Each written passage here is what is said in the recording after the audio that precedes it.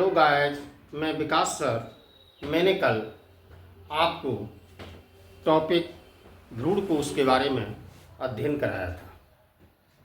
वो हमारा लेक्चर 6 था। 6 लेक्चर में हमने आपको भ्रूण कोश के बारे में स्टडी कराया और जो भ्रूण कोश वाला भाग होता है, बीजांड के अंदर जो भ्रूण कोश एम्ब्रियो सैक होता है, उसके बारे में स्टडी कराया था। सभी बच्चों ने सही ढंग से स्टडी किया होगा और सही समझ में आया होगा।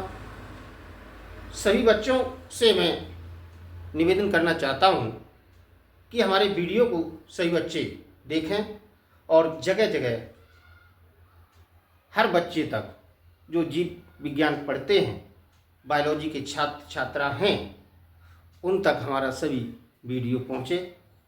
सभी बच्चे हमारे चैनल को सब्सक्राइब करें, शेयर करें और कमेंट्स करें, अपनी राय जरूर दें, क्योंकि हमारा जो टॉपिक है विषय से संबंधित, जो आपका चैप्टर फर्स्ट है क्लास 12th का, पुष्पी पादपों में लैंगिक जन्म, या फिर इसे कह सकते हैं आवर्तबीजी पादपों में जन्म, जो इसमें आप स्टडी कर रहे हैं, इसमें यूपी बोर्ड में बहुत क्वेश्चन पूछे जाते हैं।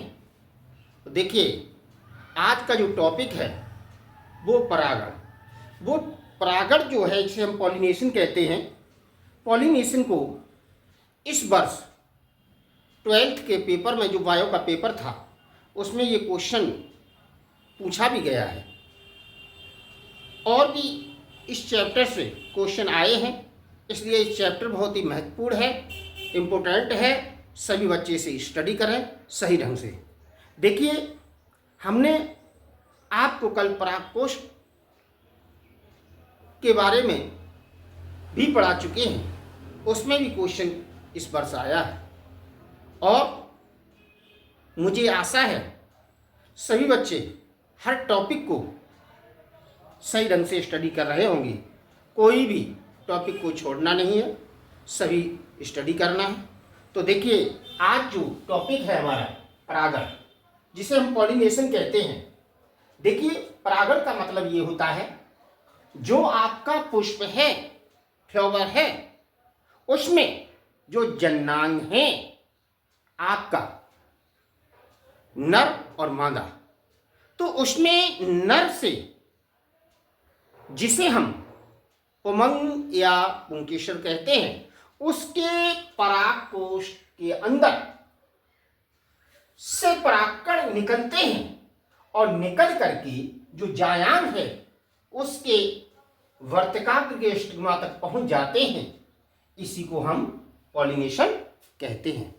देखिए, शॉर्टकट तरीके से सभी बच्चे इस तरह से लिख सकते हैं कि परागकणों से परागकोश या एंथर से वर्तिकाग्र या स्टिग्मा तक पहुंचने या स्थानांतरण की प्रक्रिया को हम परागण कहते हैं।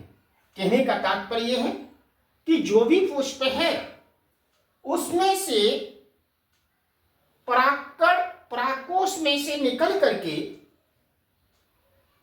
जो आपका जायांग वाला पुष्प का वर्तिकाग्र है उस पर पहुंच जाते हैं। इसी को हम परागण कहते हैं, पॉलिनेशन कहते हैं। तो देखिए सही बच्चे, इस डायग्राम से भी मैं इसका चित्र बनवाया था पहले।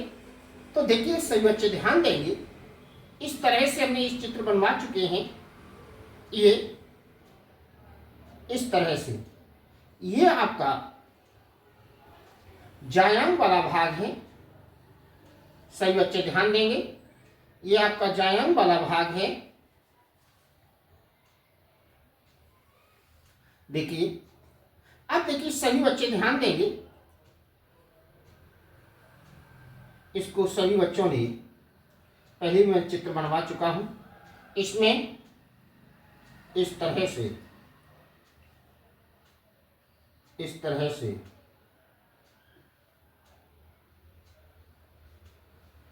इस तरह से इस तरह से। अब देखिए सही बच्चे,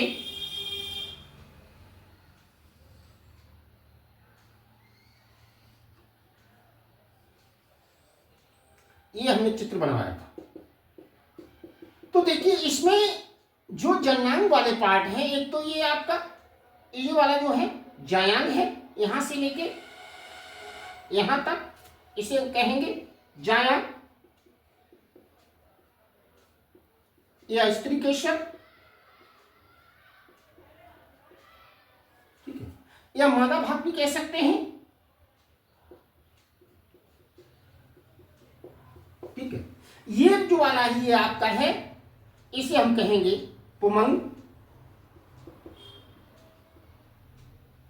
पुमंग कहेंगे बच्चे, या पुंकेशर, इसे नरभाग कहेंगे ये। अब देखिए सही बच्चे ध्यान देंगे, इसमें जो नरभाग है ये आपका ऊपर वाला जो भाग है ये आपका परागकोश है। क्या है? परागकोश। इसी परागकोश में से परागकण निकलते हैं और इस स्टिग्मा पर पहुंच जाते, वर्तिकाग्र पर पहुंच जाते हैं। यहां परागकोश में से क्या निकलते हैं? परागकण। परागकण निकल करके या स्थानांतरित होकर इस स्टिग्मा पर या वर्तिकाग्र पर पहुंच जाते हैं या स्थानांतरण हो जाते हैं। इसी को हम परागण कहते हैं। सही बच्चों को समझ में आ गया होगा कि परागकणों से, परागकोश से वर्तिकाग्र तक पहुंचने की या स्थानांतरण या ट्रांसफर होने की जो प्रोसेस होता है उसे हम पॉलिनेशन कहते हैं। अपनी भाषा में ये भी कह सकते हैं, जब किसी पुष्प के परागकोश में से परागकण निकल करके जायांग के वर्तिकाग्र पर जो परागकण पहुंचते हैं या स्थानांतरित होते हैं उसे हम परागण, पॉलिनेशन कहते हैं।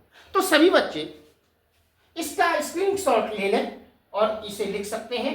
परागकणों से परागकोश निकल, परागकोश से वर्तिकाग्र तक पहुंचने की क्रिया को ही या प्रक्रिया को ही हम परागण कहते हैं। परागकोश, परागकण जो निकलते हैं वो कहां से निकलते हैं? परागकोश में से। तो परागकणों से, परागकोश से वर्तिकाग्र तक पहुंचने की क्रिया को हम पॉलिनेशन कहते हैं। अब इसे इंग्लिश में देखिए डेफिनेशन किस तरह से दे सकते हैं। Pollination is defined as the transfer of pollen grains from anther to the stigma of flowers is called pollination। कहने का तात्पर्य है जो परागकण से परागकोश से वर्तिकाग्र तक पहुंचने की क्रिया को हम पॉलिनेशन कहते हैं, परागण कहते हैं। अब देखिए सही अच्छे ध्यान देंगे, परागण एक सामान्य नेचुरल प्रोसेस है। क्या है? परागण एक सामान्य प्राकृतिक क्रिया है या नेचुरल प्रोसेस है, लेकिन यह क्रिया प्रेरित भी होती है और प्रेरित होकर के यह संकरण कराती है, जिसे हम हाइब्रिडाइजेशन कहते हैं। संकरण कराने को क्या कहेंगे? हाइब्रिडाइजेशन।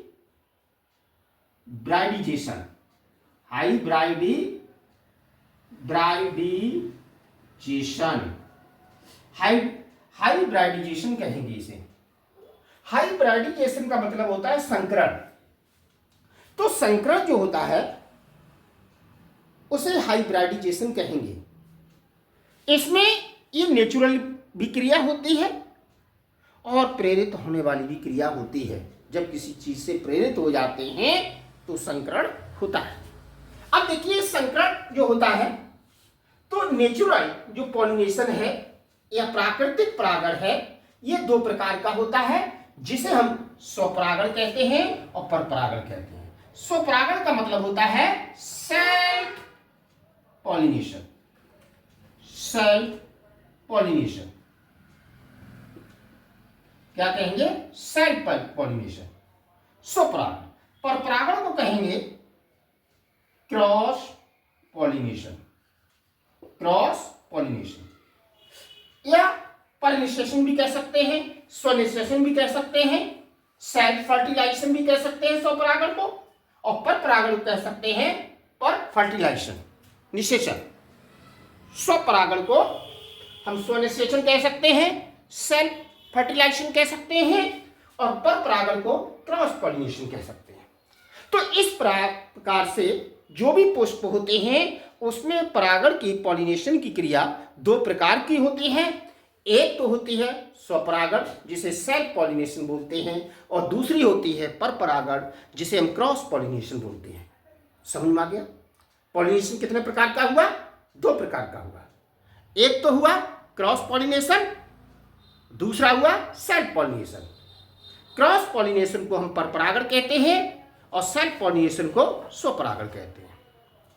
अब सभी बच्चे ध्यान देंगे, जो आपका स्वपरागण है इसमें क्या होता है, एक पुष्प के परागकण उसी पुष्प या उसी पौधे के अन्य पुष्प के वर्तिकाग्र पर पहुंच जाते हैं या स्थानांतरित हो जाते हैं या ट्रांसफर हो जाते हैं, उसे हम स्वपरागण या सेल्फ पॉलिनेशन कहते हैं। तो देखिए सभी बच्चों के स्वपरागण समझ में आ गया। स्वपरागण का मतलब होता है एक पुष्प के परागकण उसी पुष्प के उसी पौधे के अन्य पुष्प की वर्तिकाग्र पर ट्रांसफर हो जाते हैं या पहुंच जाते हैं, उसे हम सेल्फ पॉलिनेशन कहते हैं। तो इस प्रकार से हमने सेल्फ पॉलिनेशन के बारे में जाना। अब देखिए आगे सेल्फ पॉलिनेशन जो होता है, क्या क्या एडेप्टेशन होना चाहिए, अनुकूलताएं क्या होनी चाहिए, किस प्रकार से अनुकूलित हो सकते हैं। जो सेल्फ पॉलिनेशन वाले पौधे होते हैं तो उसमें अनुकूलता होती है, नंबर एक निमिलिता। अनुकूल होने के लिए सबसे पहले एक होती है निमिलिता। क्या होती है? निमिलिता। सभी बच्चे ध्यान देंगे। दूसरा होता है आपका सहपक्वता, सहपक्वता,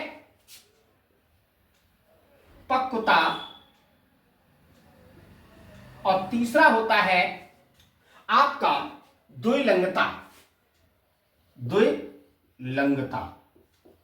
इस प्रकार से तीन प्रकार से अनुकूलन होना चाहिए, एडेप्टेशन होना चाहिए। अब जो आपका निमिलिता होता है, निमिलिता को हम क्लिस्टोगैमी कहते हैं। क्या कहते हैं? क्लिस्टोगैमी। आपका सहपक्वता है, सहपक्वता को हम क्लिस्टोगैमी कहते हैं, सॉरी निमिलिता को हम क्लिस्टोगैमी कहते हैं और सहपक्वता को होमोगैमी कहते हैं, और द्विलिंगता को बाइसेक्सुअलिटी कहते हैं। द्विलिंगता को क्या कहेंगे? बाइसेक्सुअलिटी। इस प्रकार से अनुकूलन के आधार पर एक निमिलिता होता है, सहपक्वता होता है, द्विलिंगता होता है। अब सभी बच्चे ध्यान देंगे, इसमें सेल्फ पॉलिनेशन के बारे में हमने पढ़ा। सेल्फ पॉलिनेशन के बारे में इस तरह से अनुकूलन होना चाहिए, एक तो निमिलिता होना चाहिए, सहपक्वता होना चाहिए, द्विलिंगता होना चाहिए। अब देखिए सभी बच्चे ध्यान देंगे, जो सेल्फ पॉलिनेशन है, जो एक ही पुष्प होता है तो उसमें क्या होता है, जो उसमें जो लाभ होते हैं, जो बेनिफिट क्या है स्वपरागण से। देखिए बेनिफिट इसमें है स्वपरागण से, इसमें स्वपरागण में जो भी प्रक्रिया होती है उन पौधों में एक ही वंश चलता है। क्या चलता है? एक वंश चलता है, और इसमें एक ही पौधा आगे डेवलपमेंट करता है, दूसरे पौधे की क्रॉस करने के लिए कोई ज़रूरत नहीं होती है, क्योंकि उसका सहयोग करने के लिए, उनमें संबंध बनाने के लिए कोई ज़रूरत नहीं होती है। इसलिए इसमें एक ही वंश चलता है सेल्फ पॉलिनेशन में, स्वपरागण में। देखिए दूसरा क्या होता है, इसमें एक ही पुष्प की आवश्यकता होती है, किसी दूसरे पुष्प की आवश्यकता नहीं होती है। एक ही पुष्प होना चाहिए, किसी दूसरे पुष्प की आवश्यकता नहीं होगी। ये भी लाभ है। परागण से होने वाले जो भी पौधे होते हैं उसमें सुगंध की आवश्यकता नहीं होती है। ज्यादातर खुशबूदार जो फ्लावर होते हैं वो नहीं होते हैं, सुगंधित नहीं होते हैं। तो इस प्रकार से ये लाभ होते हैं। अब आपने इसमें हानि क्या होती है, अब देखिए इसमें स्वपरागण से लॉस क्या है। लॉस ये होता है, हानि ये होती है, स्वपरागण से होने वाले बीज बहुत छोटे होते हैं। कैसे होते हैं? बहुत छोटे छोटे छोटे बीज होते हैं इसलिए। और इसमें जो भी उत्पादन होता है वो अच्छा नहीं होता है, क्योंकि फसल की पैदावार अच्छी नहीं होती है, कमजोर रहती है। और जो अनुकूलन क्षमता होती है, जो तापमान होता है, वो सहन करने की भी क्षमता नहीं होती है। और सबसे महत्वपूर्ण बात यह है कि ये जो पौधे होते हैं ये मौसम के हिसाब से ही इन पौधों को उगाया जाता है स्वपरागण से। क्योंकि अगर टेम्परेचर ज़्यादा है, कम है, तो कुछ पौधे ऐसे होते हैं उन्हें नहीं उगाया जा सकता है और उनमें पॉलिनेशन नहीं होगा। इस प्रकार से वो उन्नति नहीं कर सकते हैं। तो इस प्रकार से हमने सेल्फ पॉलिनेशन के बारे में पढ़ा। जो सेल्फ पॉलिनेशन होता है वो इस तरह से पुष्प के अंदर नर और मादा भाग होते हैं। नर को हम पुमंग कहते हैं, पुमंग के अंदर परागकोश होते हैं, परागकोश के अंदर परागकण होते हैं। जो जायम वाला पार्ट होता है उसमें जो वर्तिकाग्र होता है, जिसे स्टिग्मा बोलते हैं, हम क्या बोलते हैं? स्टिग्मा। स्टिग्मा पर परागकण पहुंच जाते हैं। इस प्रकार से पॉलिनेशन की क्रिया हो जाती है। तो देखिए ये लेक्चर हमारा 7वां था। टॉपिक आपका परागण है। परागण के बारे में हमने समझा और परागण कितने प्रकार के होते हैं समझा। अब देखिए जो पर परागण है वो मैं अगले लेक्चर में समझाऊंगा। तो देखिए सही बच्चे हमारे वीडियो को सही ढंग से देखें, स्टडी करें और इसे चैनल को सब्सक्राइब करें। दूर दूर तक बच्चों तक पहुंचाने का कार्य करें, सब्सक्राइब करके, शेयर करके और लाइक करें। धन्यवाद।